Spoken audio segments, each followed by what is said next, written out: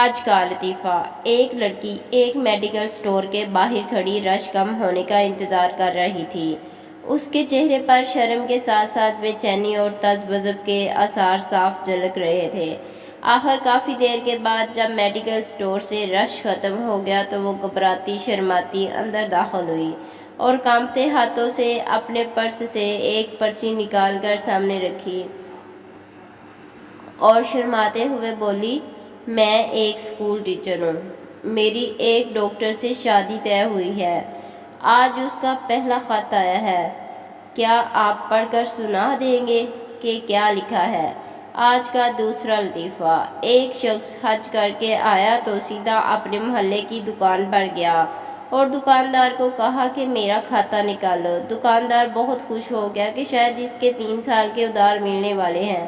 جو ہی اس نے کھاتہ کھولا تو اس آدمی نے کہا، میرے نام کے ساتھ حاجی بھی لکھ دو۔